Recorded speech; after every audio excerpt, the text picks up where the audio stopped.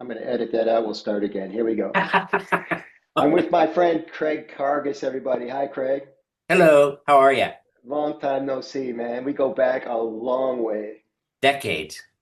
Three and a half by my estimate. We'll get into that in just a second. If you're watching this video, it's a good chance you can subscribe to the podcast channel on my YouTube playlist. And it's Michael Angelo Caruso on YouTube. Karges is at craigkarges.com, correct? Yes, sir. Yeah, it's a good looking website. You got a lot of history. We go back, I think, 35 years to the college circuit, NACA, which I was in at the time in a unit called the Caruso Band. Famous, it was the original boy band. The original boy band is right.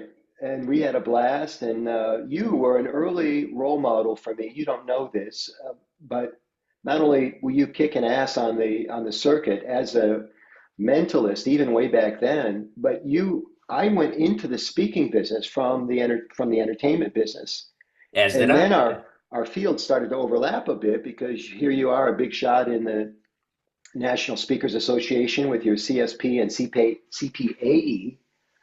How many keynotes are you doing a year now? I'm really doing probably keynote wise about, I don't know, 30 to 40, maybe, That's pretty something good like that. business. hmm Yeah.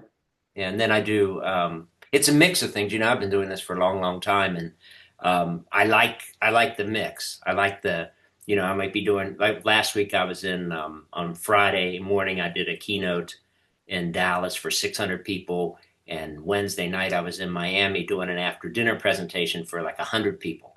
So I Yeah. went from a very intimate audience after dinner and drinks to doing a morning kickoff session. So, and that whole variety of types of jobs really helps keep it interesting. And the different people that I work with as well, the different companies and associations, and then I have a theater show that I tour with, and I still do some colleges. I still do. I've done certain colleges for 30 30 years Oh my goodness. annually for 30 years. I'm doing it's usually back to school. It's in August, like Xavier University and the University of That's Akron, and I do yeah. the orientation, and they're big crowds. There's 1,200 people at 12 to 1,500 at Xavier, and there's like 600 at the University of Akron, and we're in the basketball arena at Xavier, and we're in a performing arts venue at the University of Akron. But it's nice to keep it's nice to keep in touch with your roots that way. Yeah, I agree. Again, this 35 years is going to keep coming up. College entertainment, colleges, universities, higher ed has changed a lot in 3.5 decades. I Oh find yeah. the audience is less emotive. And I don't know if it's because of the political lens or the kids today, they have a new sense of awareness about the world, but perhaps they're less self-aware because of this, hmm maybe. Do you Yeah. notice that in the audience? Are they as Yeah, responsive as it's ever? I think it's a combination of things. Social skills aren't what they used to be, Yeah. and also then with COVID and everything shutting down, whether they Yeah. were in school, whether they were in high school, with that affected everybody. Yeah. And it is a different. We used to do. I used to do a 90-minute show on college campuses, and then it became a 75-minute show. Oh, Now it's a 65-minute show because of attention spans. And just because when you were, I don't know, when you were in college or when I was in college, we didn't have anything. I mean, we didn't have a world in our residence hall room like they do now. We mm, had a kind of a crappy residence hall room. You didn't really want to spend much time in your room. You wanted to be out running around. And so you go to a show and yeah. you give up 2 hours at the show or at the concert or whatever. And then you go out somewhere else. And now they have these havens that they can go back to. And Yeah. so I think that affects things as well. Yeah. It's not just college kids, it's everybody. Attention spans are shorter. Do you find I called you a mentalist earlier. You bill yourself as mystery entertainment. I want to know more about that. But when you do these, comedians call them bits, I call them stories. When you do your routines, I call them pieces or routines. Yeah. piece is good. Do you find too that you're consolidating them, always trimming off the fat, trying to maintain that attention span, or have you already done that and they're going to have to endure because it's worth it? both. I mean, the performance pieces I do are always works in progress. There's Okay. always something will always come up, even if I've done it 1,000 times. There'll be something that will come up that's unique and unusual, or I'll notice something, or someone will comment on something, so I'll be able to trim and edit or add to. There's Yeah. oftentimes there's something really humorous that pops up during the performance of the thing, and anyway, Serendipity. Yeah. right, it's just the serendipity happens and something unusual happens, but it's really funny, and then you make that a part of the piece, going forward. Yeah. Yeah. I love it. How did you come up with this idea of mystery entertainment? Was it a way to distinguish yourself from others? I remember Tom DeLuca was on the circuit Oh back in the yeah. day. Is he still around? Yes, he is. He's still around. Why do you He's laugh? he's a good friend of mine, and we were also at one point in time on the college market. Tom and Kevin and Cindy Spencer. You remember the Spencers? They were Vaguely remember illusion the team. They did Spencers, like yeah. big illusions. We were like three of the we were all each other's competition, because That's right. we were basically going after bigger dates, like orientation dates and family weekends and homecoming shows, things like that. Right. But we were all friends, and it was and we were all very different. Tom's a hypnotist primarily, That's and right. Kevin Hypnotists. and Cindy did a big full magic show with big props and everything, and I did my thing. I would classify us all as mystery entertainers, but we were all very different. We could all Yeah. come to the same campus in the same year, and there wouldn't be any overlap. But we all wanted those big, we wanted those special dates. We wanted those orientation dates and family weekend dates. So Well, those are the big budgets. yeah, they had the big budgets, exactly. And the bigger budget usually meant a bigger audience. And what Yeah, and entertainer doesn't usually a want a better bigger? venue, instead of being in the That's right. coffee Better, house. a better deli tray in the dressing room. Yeah, better. uh, so the mystery entertainment, it has more I mean, I liked it as soon as I heard you say it before we pressed record today. It has an intrigue to it. It's different. When you're competing with people who offer similar, we always thought the Caruso brothers band was totally unique, but the truth was we were like a lot of other bands. We were just looking for that little edge in the way that we could distinguish ourselves. And sometimes it comes from that little 5 word catchphrase that we give ourselves. Yeah, that's true. I mean, I when I started doing more corporate work, I did a presentation for a company. There was an after dinner presentation. Mm, I always closed every show that I did. I always closed with a motivational message, about the power of the mind and what we can do, and imagination, encompassing all of that sort of messaging. I mean, and it was probably only at the time maybe 3 4 minute close to the presentation. And I was right. talking to the guy that hired me afterwards, and he goes, "We had somebody like you last year."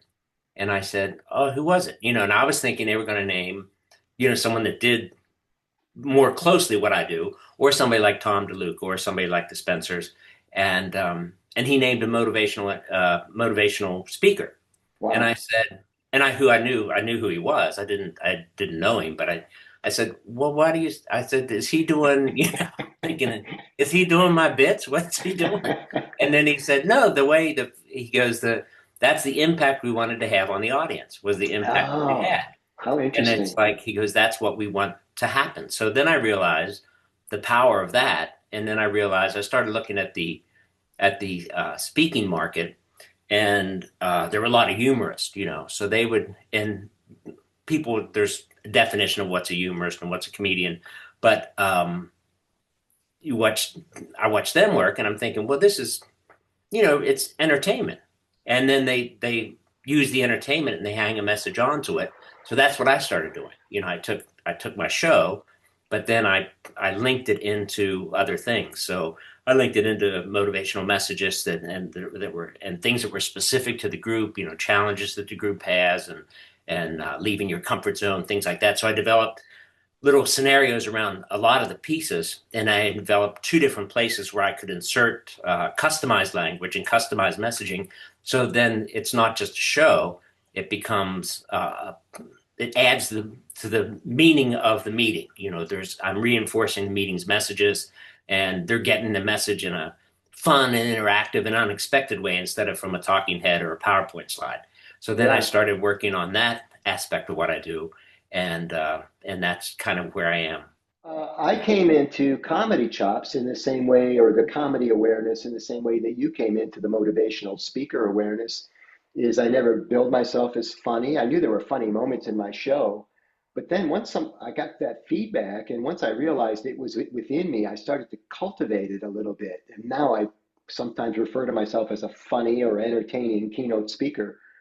I know everybody talks about being entertaining, but the ones that do funny keynotes are often there's a comedy stripe or stand up stripe within what they do, and sometimes that approach in a keynote can be onerous. It can be stressful because now everybody's got to laugh at whatever he says, and sometimes they fall flat because a keynote is it's not a stand up comedy routine. No, it's different. It's again, it goes back to time of day, makeup of the audience, Whether they're everything, drinking, yeah. And I mean, everything has a bearing on um, what's on the effect that the presentation has on the audience.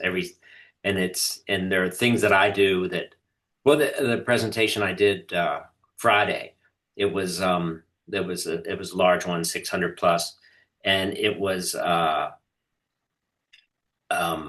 younger audience. These were all people, they worked for an accounting firm and a big four firm, and okay. they'd been employed with them for a couple of years.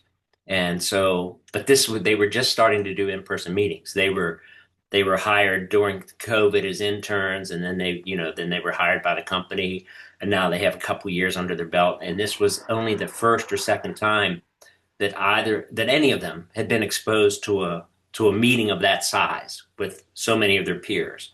So, it's a different, they're not used to going to big events like people Yeah. that in the meetings industry, or they're almost anybody in any kind of business, and whether it be an incentive trip or a recognition event or, an educational event. So they're just all learning what this experience is like, to be in with a 599 people that are like you in the same position you're in.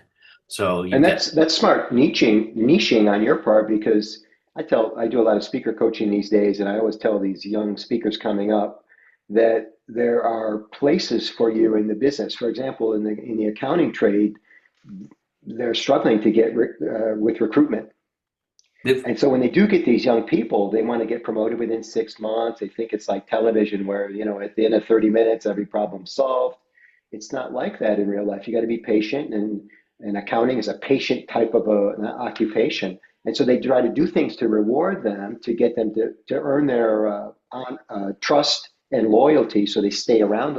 We don't want you to speak to the whole company. We want you to speak to the young people who have right. only been here for two years. Hmm. So there's like these little niches where the CPA firm doesn't want you to speak to everybody. They want you to speak to a segment.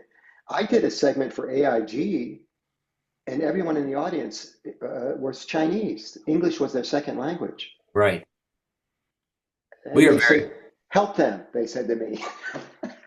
We are very I fortunate, by the way, that English is such, it's the international business language. big That I time. did a program once in Cairo, and everybody was from the Middle East. This economics professor or management professor had bought the rights for this program called I think it was called Lessons in Leadership, and it was a worldwide live stream. And Huh? this was a while back when these things were a lot more complicated to do. And so they had people from all the Gulf states that came in, but everybody was Middle Eastern. There were, and everybody, they were all higher ups in business, and everybody spoke English. I had zero problem Yeah. communicating with them. And Have you done any programs where people were signing next to you? yeah, I've had done a few programs with American Sign Language people, interpreters there, and I've done. ASL. That's In right. fact, when I was doing colleges almost exclusively, I did Gallaudet University.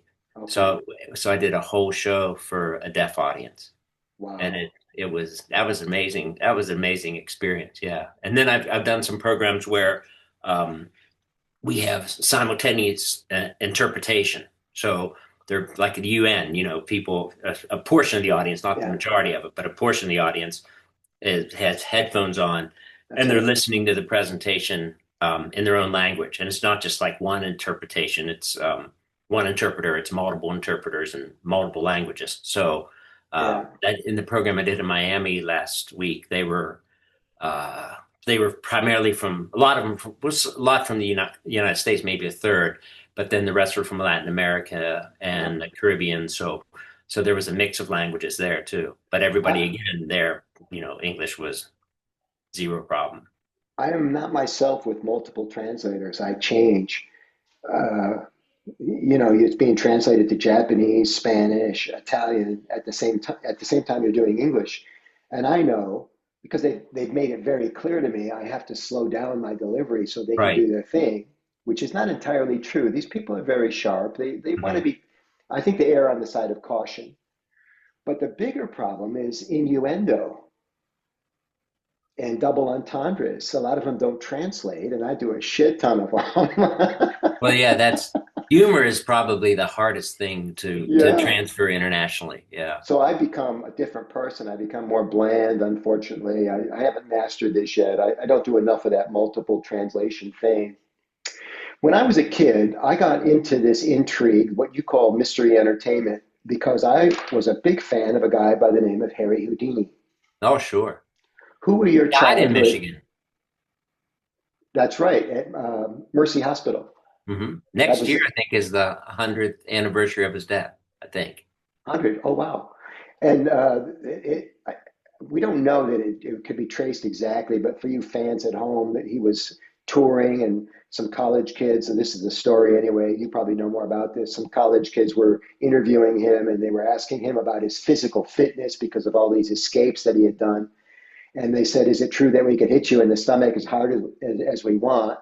And he said something, he's hanging up a shirt or something. He says, "Well, sure, under the right conditions." And he turns around and the guy socks him. Is that what you remember? Yeah, that was basically the story. I think he was laying on a couch. Oh, He had and the guy. It wasn't. There was a reporter there. I think it happened in Montreal, okay. and there was a student reporter from McGill University, and he brought a friend along who was a boxer, and Perfect. yeah, and they asked that question, and he wasn't prepared, and the guy hit him right in the stomach and ruptured his appendix. And And like within 10 days, he had died yeah, of he continued to peritonitis. perform, and he was in Detroit, and I don't think he finished that performance. I think he collapsed, or maybe he finished it and collapsed backstage, and they took him to, I think it was Mercy Hospital. I don't know And I if think he that's died on Halloween. he died exactly on Halloween. Yeah, Yeah.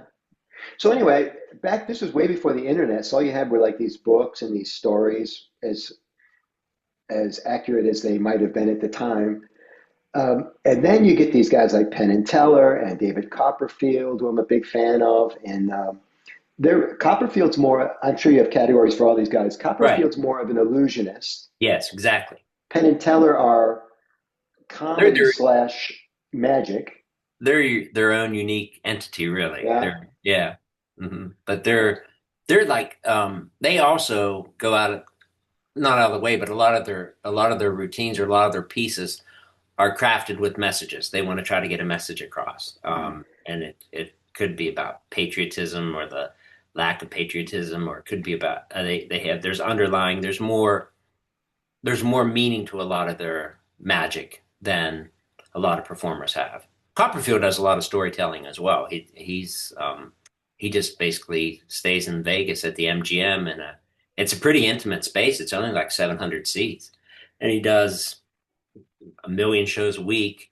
And it's a pretty interesting experience to go there and see him in that size venue. We talked earlier about the need, if you're going to be in the industry for decades, that you have to recreate yourself. Copperfield, his primary reputation is as a grand illusionist, but I don't Right. know how many grand illusions he's doing at the MGM. He's done TV shows which He had much more spectacle.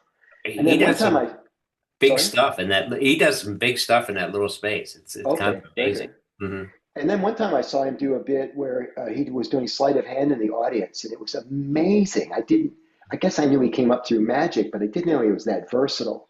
Yeah, he's still there's I think I haven't seen the show. I haven't seen the show since COVID, but I see it. I see it. He puts more new material in a show than anybody else I know of. I mean, Oh, he's constantly changing the show, and I've talked to people who know him and have gone backstage with him, and he always wants to get feedback. What did you like? What didn't you like? He's always tweaking and refining and really I don't know why he works as much as he does. That's like a big because he does. I mean, he could be in a bigger venue and yeah. sell the same He's amount of one of the tickets a week, but he works like every day and like 2 or 3 shows on Saturdays, and he then was the it'll one who take. first tricked out the, well, I suppose double shows has been alive and well in Vegas for a long time. But he was one of the first guys that went after optimizing the box office from two shows. Hmm. And he was like number one earner for a long time. Maybe still is, I don't know. So Yeah. who are your mentors, or who are Well, the guys that you revered when you were growing up? my uncle was my teacher. He was my mentor. So he was an old vaudevillian. He was married. He was my great uncle. He was married to my grandmother's sister. So he was an uncle by marriage. And he was when I knew him, he was 84. I was like 13, and he was I can't remember. He called himself like a psychic consultant. He was kind of like a high class fortune teller and a borderline con man. So people would come to him, and he would All three of those would all look great three. on a marquee. Borderline Yeah. con man. That could be in parentheses at the bottom, small. So he was, people would come to him with problems. He was also like a poor man's psychologist or psychiatrist. Well, he couldn't prescribe drugs, but he was, so they were, and people really depended on him and he gave good advice, but prior to that, he was a vaudevillian and he used to perform a crystal gazing act where he would come out on stage with a crystal ball and people in the audience would think of questions that they wanted answered, personal questions about their lives, and he would divine people's names in the audience and divine their question and then give an answer. And so that he knew a lot about magic, he knew a lot about mentalism, he knew a whole lot about psychology. So I was never interested in the psychic consulting business, but I was interested in the rest of it. So I worked with him for about a year, and then he passed away. And I worked on what he had taught me for about another year. I inherited all of his books and effects, so I had this giant jigsaw puzzle of things to try to Craig, put what was together. his name? Alain Delisle, Alain, and French? that Is that a French thing? well, it wasn't his real name. Of course not. He I was a think his real professional I con think his real man. name was Alan Green, but he was born in San Francisco in the 1880s. I mean, he was. I wrote a book about him and our relationship. It's called The Wizard's Legacy, and he's a very colorful person. And I don't know. I can't remember the name of the movie. I think it was Big Fish or something. It was based on a book, and Okay. a guy had a father that told all these outlandish stories, and then he never believed them the stories, and then when the father died, some of these people came back to the funeral, and he saw that a lot of the stories he told were true or were based on truth. There were people that showed up that he talked about that the son never believed existed. And my uncle was kind of like that. You never really knew what was real and what wasn't. My father, for example, thought everything was not real. My father did not like my uncle, and of course, I, as a 13-year-old kid, believed everything he said. So so it was this constant balancing act of what was true and what wasn't true. But how interesting that you only actually physically knew him for a year, Yeah, studied his stuff for another year, and this trajectory, the people that you've touched in your lifetime because of this one guy's influence no, is very much. I would not be doing what I do if it weren't for him. amazing. What do you call it when you trick the audience? Are you tricking them? Are you fooling them? Are you uh, You are sometimes. But I don't like that. It's there are some people who watch a performance and it becomes to them the challenge is it's a puzzle and they have to figure it out. yes. Um, that's not my I don't that's not my favorite audience person. I want people to come in and just experience. I liked mysteries. I liked, having a chill run down my spine. I liked unknown things like Loch Ness Monster, just different mythical things. And I like that feeling. And Right. so that's the feeling I try to instill in the audience is I want them to laugh. I want them to have fun. I want them to enjoy themselves, but I also want them to open their minds to bigger possibilities, unlimited Yes. possibilities, really. And that's part of the messaging that I do in the keynote presentation, where I tie what's possible, what's not possible, and I tie that into the specific goals of the group. So that's where it becomes effective in a corporate situation. I saw a hypnotist not long ago. I've seen many through the years, but this recent guy's still in my brain. Uh, he was working the reception, meeting people, but I think he was vetting people to see who might be good candidates for his show. I know that because when I told him I was a fellow speaker and I Hmm. didn't think I'd be a good participant for his stage act, he walked right away from me. Right. He didn't say, well, I still want to talk to you, or we haven't finished talking yet. He said, I'm good. He walks away. And then when he put like 12 or 14 people on stage, there was a second vetting process that happened Yeah. because, to your point, and I found out later that he didn't want, I found this out by serving in a jury pool. They don't want engineers, they don't want other lawyers, they don't want you if you've had experience with law enforcement of any kind, because you overthink the trial process. I don't think illusionists, mentalists, mystery entertainers want people who think too much. Well, yeah, hypnotists particularly. I mean, in the old days on the college market, we were talking about the different personalities now of Yeah, college students, but yeah. they were the perfect audience, because they're jacked up and they're excited and they're young, they have imaginations but when you get into a corporate meeting situation, especially if it's clients and Yeah, everybody's buttoned buyers and down. sellers and Yeah. you or your boss is sitting right there, or the CEO who you've never seen and you've only heard about, and he's right there in the room right in front of you, so that all of those pressures can uh, make for not a great volunteer on stage. And the last thing you want to do is get people up and none of them are affected by the suggestion test. Most hypnotists will do a suggestibility test once they get all their volunteers on stage. And then they Oh, can watch how they respond to those tests, and then keep the better ones and send the rest back as well. give So, me a sample question of a suggestibility test. well, a lot of times it's like a light and heavy arm thing where we have people extend their arms out. And I use this actually in a lot of the presentations that I do, and they imagine, say, a bowling ball in their right hand and a helium balloon attached to their left wrist, and they close their eyes and they imagine the bowling ball getting heavier and the other arm getting lighter. And then you can kind of tell by how quickly they respond to that and how far apart their arms are if they're Those are the suggestible good. enough. Those are the good candidates. Yeah, those are the good candidates. You're right. Yeah. And it's you want somebody with a good imagination. I mean, that's it. And the same as I don't want people to think that I'm tricking them. A hypnotist doesn't want to think. A hypnotist doesn't want you to think that he's taking control of your mind, or that you have a weak mind because you can do this. Right. It's actually because you have a really good mind and you have a great Yeah. Of course. imagination that you can respond that well because you can put yourself in that situation. This is a hard question. Probably. Maybe. I don't know. Has it gotten harder to do what you do or easier? I'm thinking it could be easier because you've been doing it for so long, you know all the tricks, but it could be getting harder because of these changes in society that we talked about, where it's harder to get people to be the person you need them to be on stage for the segment to be successful. I don't know. I mean, I think I keep track. I'm real anal about my numbers and what I've done, and I've done. We're up to 5,000. It's just under 5,600 presentations right now that Wow. I've done. So that's a lot, and those don't count TV appearances or free things. Those are paid present. Doesn't count, podcasts. It doesn't count if I'm work. I used to work casinos and I might do two shows in one night. That only counts as one show. So it's a lot of stage time. So in that Wait amount a of second. time, Our conversation doesn't count. What? no, that doesn't count as because you don't unless you pay me, and then it don't count. You can Okay. send me a check, and All then I'll right. count it. I You'll don't get want to count that bad. 5,601. It was, so I had a lot of stage time and run into about everything you can possibly run into. So there's very few surprises anymore.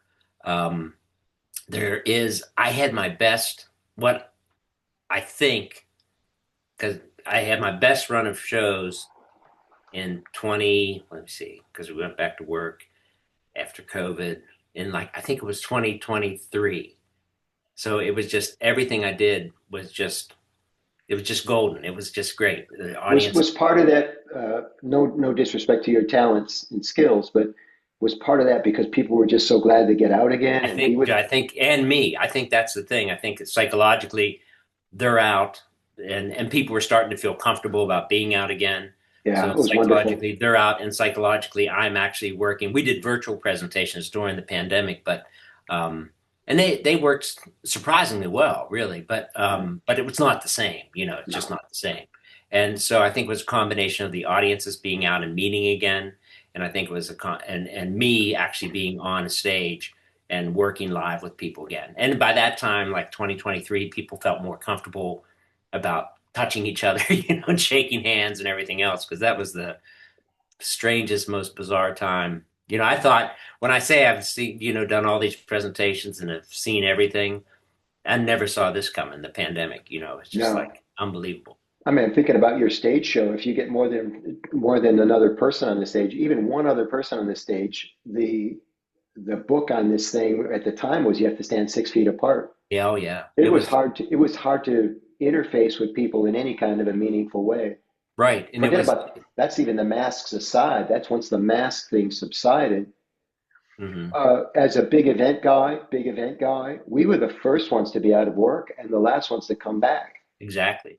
Yeah, it's people don't. I'll still tell people today that I'll say on March. I was supposed to go to Asia on. I was supposed to fly to Tokyo Oh, on March 4th, so that canceled, of course, early, but by the middle, and then I'm thinking, why did I have to spend all of March of 2020 in Asia? Why couldn't I pick somewhere else to go?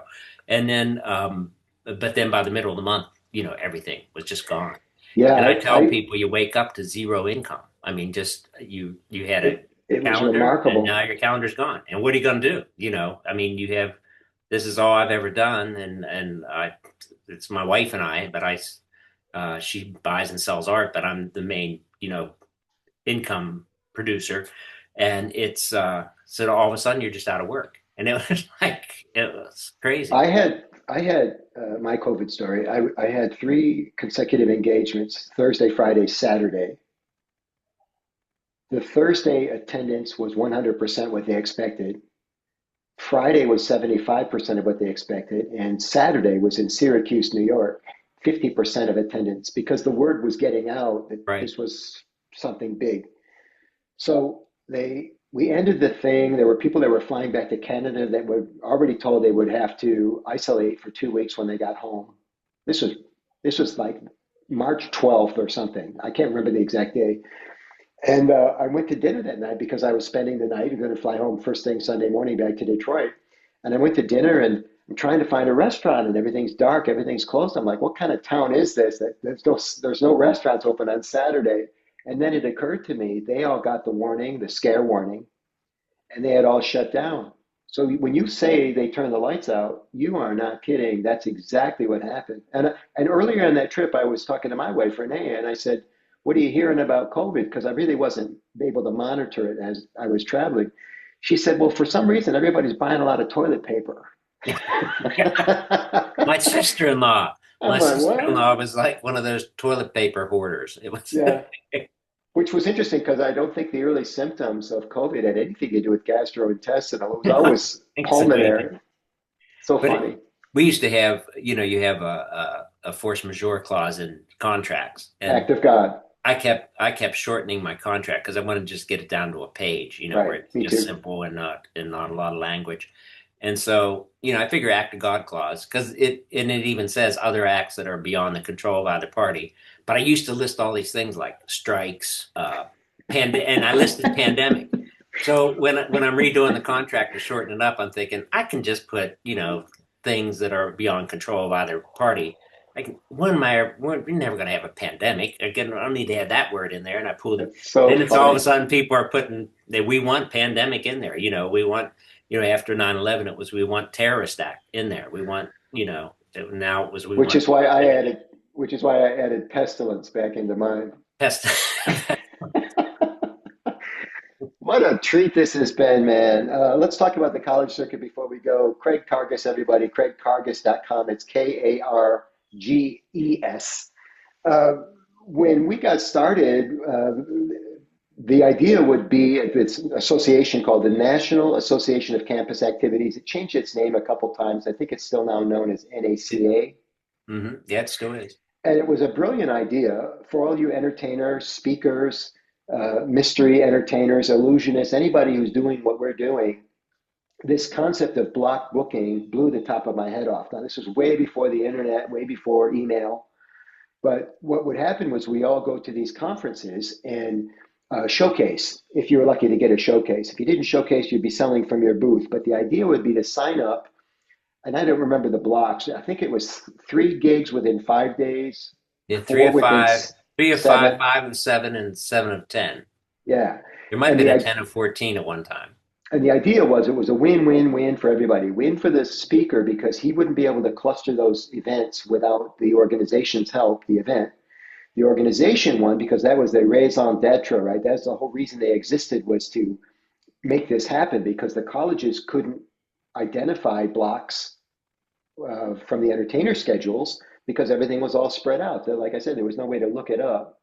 And then, of course, the colleges won, the booking colleges won because they got a lower rate Right. because of the block booking situation. To this day, Craig, I am trying to do that on my own, to the extent that if I get booked to speak in Syracuse, New York, I post on social media, I'm coming to social media to Syracuse, New York in 6 months, and I'm building out the trip. If you can use me for this, this, or this. I haven't been as successful as we were back in the NACA Well, days, that they had but that down. They had that down to a science. NACA. I mean, it's kind of fallen apart.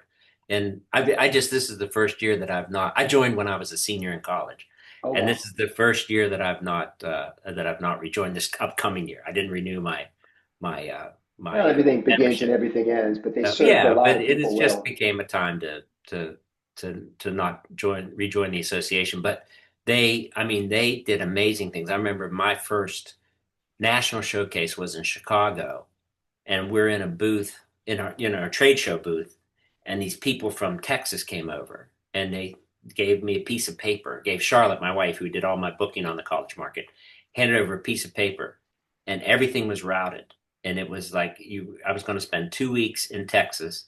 And they called it the I-35 block, where you would just come down I-35 and play these dates, and then play these other dates on the way back up.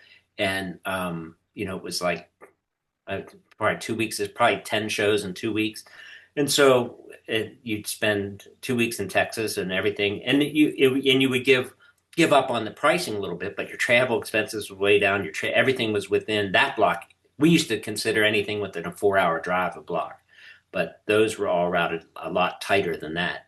And it was just like, whoa, you got to be kidding me. It's like this, and it was amazing, and it was an amazing organization. And like you said, it was a win-win-win because the schools paid less, so their budgets went farther, and the entertainers and speakers didn't have to travel. They weren't beaten up with traveling. Like now, like when I said, last week I was in Miami one night, then Dallas the next night, and then my last date was up in New Hampshire.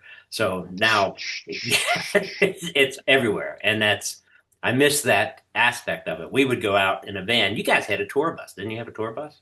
We never got that successful, but we had Oh, like a little caravan that we went in. But you raise an interesting point too for people that are in this for the long term. Back to that 35 year career theme, is that there's a lot of wear and tear in leaving your home and coming back, and leaving your home and coming back, and leaving your home and coming back, which is why we like those mini tours. yeah, you like to Uh, go out and stay out and then come back. Yeah, I interviewed the drummer from Chicago a while back, and he was telling me how they have 3 buses and all the original members ride the first bus, and it's a system, man. It's like a corporation the way they run this thing. It's very organized. Chicago, of course, has toured almost every year of their 50-year history. So they have it down. They know all the tricks. What did you study in school? What was your major? I have a degree in broadcast speech and journalism. So Okay, might I be thought, adjacent to what you're doing.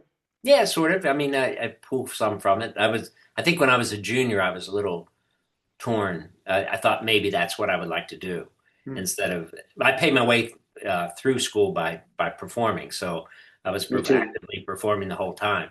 Yeah, And, amazing. and it was so that junior year, but then by the time I was a senior, I felt too that if I didn't give it a shot, I would never give it a shot. I thought if I had a job offer from a local ABC affiliate, to Yeah, be a fledgling reporter, and I said no, I want to really try this. good for So you. I tried it, and in the first, it wasn't easy. I mean, the first 5 years or so, I got married too right out of college, so the first 5 years were a little dicey. But then after about that, it started getting stable, and then it sort of blew up. So I haven't I regretted a thing. I remember Charlotte being with you during the NACA days. I Oh think yeah, you have to tell her that I said hi. I would do that. You have had an amazing You're career. perhaps her favorite Caruso brother. Well, that's what they all say. Until that good-looking guy Joe walks into the room, and I then know he's their Joe. He favorite. was right. You have been amazing in your career. I'm so proud of you. And watching you grow has been quite a journey. CraigKarges.com, everybody. Lots of TV show interviews on YouTube, lots of books on his website. Check him out. Book him to speak. He does keynote gigs. He does MC work. He does a lot of corporate work these days. And of course, still doing a few college shows a year, more than a few. What a pleasure to visit with you again, Craig. My pleasure. It's great to see you. Thank you, brother. All right.